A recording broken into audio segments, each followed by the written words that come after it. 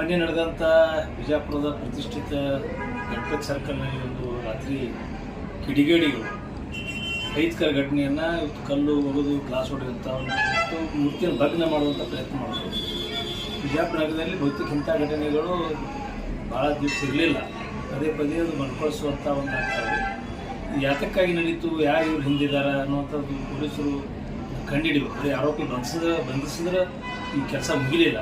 ನಾನು ಪೊಲೀಸ್ ಅಧಿಕಾರಿಗಳಿಗೆ ಮತ್ತು ಪೊಲೀಸ್ ವರಿಷ್ಠಾಧಿಕಾರಿಗಳಿಗೆ ಆಗ್ರಹ ಮಾಡ್ತೀನಿ, ಇವ್ರು ಯಾರು, ಇವ್ರ ಹಿನ್ನೆಲೆ ಏನು, ಇವ್ರು ಯಾವ ಸಂಘಟನೆಗೆ ಇವರು ಸದಸ್ಯರಿದ್ದಾರೋ ಅಥವಾ ಇವ್ರು ಬೆಂಬಲ ಇದೆಯೋ ಅಥವಾ ಯಾವ್ದಾದ್ರು ಉಗ್ರ ಸಂಘಟನೆ ಇವರಿಗೆ ಪ್ರಚೋದನೆ ಕೊಟ್ಟಿದೆಯೋ ಅಥವಾ ಸ್ಥಳೀಯ ಯಾರಾದರೂ ಇವರಿಗೆ ನಾಯಕರು ಇವರಿಗೆ ಪ್ರಚೋದನೆ ಕೊಟ್ಟು ನವರಾತ್ರಿ ಸಂದರ್ಭದಲ್ಲಿ ಅದು ಮೊದಲನೇ ದಿವಸನೇ ಇದು ಘಟನೆ ನಡೆದು ನಮಗೆಲ್ಲ ಆತಂಕ ಉಂಟಾಗಿದೆ. ಯಾಕೆ ಆತಂಕ ಉಂಟಾಗಿದೆ ಅಂದರೆ ಇಡೀ ದೇಶದಲ್ಲಿ ನವರಾತ್ರಿ ಉತ್ಸವ ಬಹಳ ಸಂಭ್ರಮದಿಂದ ಎಲ್ಲ ಸಮಾಜದ ಬಂಧುಗಳು, ಹಿಂದೂ ಸಮಾಜದ ಬಂಧುಗಳು ಆಚರಿಸುವಂಥ ಸಂದರ್ಭದಲ್ಲೇ ಇವತ್ತು ಪ್ರಥಮ ದಿನವೇ ಇದಾಗಿದ್ದು ನಮಗೆಲ್ಲ ಆತಂಕ ಆಗಿದೆ. ಇದಕ್ಕೆ ಏನಾದರೂ ನಗರದಲ್ಲಿ ವಾತಾವರಣ ಹಾಳು ಮಾಡಬೇಕು, ರಾಜ್ಯದಲ್ಲಿ ವಾತಾವರಣ ಹಾಳು ಮಾಡಬೇಕು ಅಥವಾ ಕೋಮುಗಲಭೆ ಸೃಷ್ಟಿ ಮಾಡಬೇಕು ಅನ್ನುವಂಥ ಉದ್ದೇಶ ಇಟ್ಕೊಂಡು ಇದು ಮಾಡಿದ್ದಾರೆ ನನ್ನ ಒಂದು ಅಭಿಪ್ರಾಯ ಆಗಿದೆ.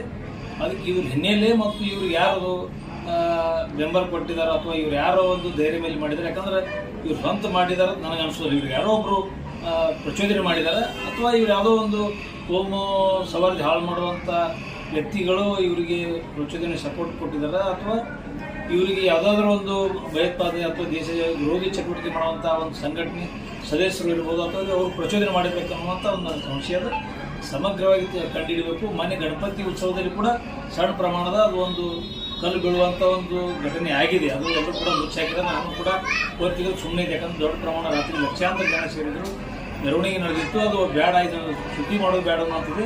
ಅದನ್ನು ಕೂಡ ಪೊಲೀಸರು ಗಂಭೀರವಾಗಿ ತೆಗೆದುಕೊಂಡಿಲ್ಲ. ಅದನ್ನು ಕೂಡ ತಗೋಬೇಕು. ಮಸೂತಿ ಎದುರುಗಡೆನೇ ಕಲ್ಲು ಬಂದು ಬಿತ್ತು ಗಣಪತಿ ಮೇಲೆ ಅನ್ನೋದು ಪೊಲೀಸರು ಗೊತ್ತಿದೆ ಸ್ಪಷ್ಟವಾಗಿ, ನನಗೂ ಗೊತ್ತಿದೆ, ಭಾಳ ಜನರಿಗೆ ಗೊತ್ತಿದೆ. ನಾನು ಸುದ್ದಿ ಮಾಡೋಕ್ಕೆ ಹೋಗಲಿಲ್ಲ. ಯಾಕಂದ್ರೆ ಅವತ್ತು ರಾತ್ರಿ ಅದನ್ನು ಸುದ್ದಿ ಆದ್ರೆ ಇಡೀ ಒಂದು ವಾತಾವರಣ ಹಾಳಾಗೋಗ್ಬಿಡ್ತಿತ್ತು.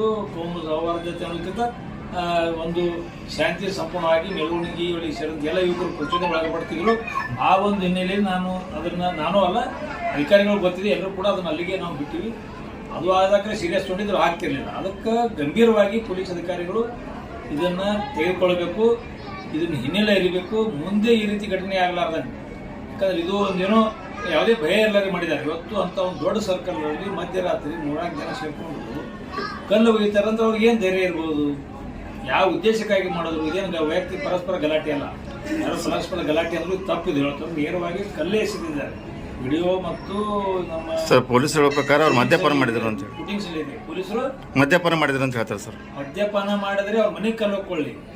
ದೇವಸ್ಥಾನಕ್ಕೆ ಯಾಕೆ ಹೋಗಿದ್ರು, ಮಸೂದಿಗೆ ಹೋಗಿಬೇಕಾಗಿತ್ತು. ಅವರು ಮುಸಲ್ಮಾನ ಬಂದು ಏನು ಸಂಬಂಧಪಟ್ಟದ ಕೋಮಿಗೆ ಸಂಬಂಧಪಟ್ಟ ವ್ಯಕ್ತಿಗಳು ಗಣಪತಿ ಸರ್ಕಲ್ಗೆ ಯಾಕೆ ಹೋದ್ರು, ಅವ್ರ ಉದ್ದೇಶ ಏನು, ಕೋಮು ಸವಾರದ ಹಾಳು ಮಾಡಬೇಕು ಅನ್ನೋದು ಅಥವಾ ಯಾರಾದ್ರೂ ಅವರಿಗೆ ಪ್ರಚೋದನೆ ಕೊಟ್ಟಿರ್ಬೇಕು. ಎರಡರ ಒಂದಾಗಿರ್ಬೇಕು. ಉದ್ದೇಶಪೂರ್ವಕವಾಗಿ ಅವರು ಪಾನಮತ್ತರಾಗಿ ಮಾಡಿದಾರೆ ಅಂದ್ರೆ ಉದ್ದೇಶಪೂರ್ವಕವಾಗಿ ಮಾಡಿದಾರೆ.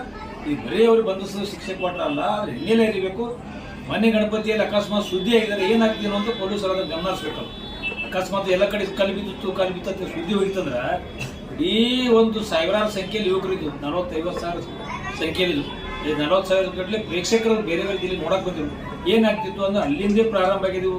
ಇಲ್ಲಿ ಒಂದು ಗಲಭೆ ಎಬ್ಬಿಸಬೇಕು, ಈ ಊರಲ್ಲಿ ಒಂದು ಶಾಂತಿಯನ್ನು ಕದಲಿಸಬೇಕು ಅನ್ನುವಂಥ ಒಂದು ಪ್ರಯತ್ನ ಎಲ್ಲೋ ಒಂದು ಕಡೆ ನಡೀತಾ ಇದೆ. ಇದನ್ನು ಕಂಡು ಹಿಡಿದು ಇದನ್ನು ವ್ಯವಸ್ಥೆ ಮಾಡಬೇಕು ಅನ್ನುವಂಥ ನಮ್ಮ ಪೊಲೀಸ್ ಅಧಿಕಾರಿಗೆ ಆಗ್ರಹ ಇದೆ. ಇದು ಆಗದೆ ಇದ್ದರೆ ನವರಾತ್ರಿ ಮುಗಿದ ನಂತರ ನಾವು ಇದಕ್ಕೆ ಸಂಬಂಧಪಟ್ಟ ಹೋರಾಟ ಮಾಡಬೇಕಾಗಿದೆ. ಸರ್ ತಮಗೆ ಯಾರಾದ್ರೂ ಸಂಶಯ ಇದೆ? ನನಗೆ ಯಾವುದೋ ಒಬ್ಬರು ಇವ್ರಿಗೆ ಕುಚ್ಚೇದರಿ ಮಾಡಿರಬೇಕು, ಇವ್ರಿಗೆ ಸಂಬಂಧಪಟ್ಟ ಒಂದು ಯಾವ ಜಾತಿ ಗೀತಿ ಹೇಳಂಗಿಲ್ಲ. ನಾವು ಯಾವುದೋ ಒಂದು ಸಂಘಟನೆ ಅಥವಾ ಯಾವುದೋ ವ್ಯಕ್ತಿಗಳು ಇವರಿಗೆ ಈ ರೀತಿ ಮಾರ್ಗದರ್ಶನ ಮಾಡಿರ್ಬೋದು ಅಥವಾ ತಲೆಗೆ ಮೈಂಡ್ ವಾಶ್ ಮಾಡಿ ಇವ್ರಿಗೆ ತಲೆ ತುಂಬಿರ್ಬೋದು ಅನ್ನೋಂಥ ನನಗೆ ಸಂಶಯ. Okay sir, thanks. ಪ್ರತಿಕ್ಷಣ ಇನ್ನಿತರ ಸುದ್ದಿಗಾಗಿ Prajaprabhutva digital TV Vijayapur YouTube channel subscribe ಮಾಡಿ, ಶೇರ್ ಮಾಡಿ ಹಾಗೂ ಬೆಲ್ ಐಕನ್ ಮೇಲೆ ಕ್ಲಿಕ್ ಮಾಡಿ.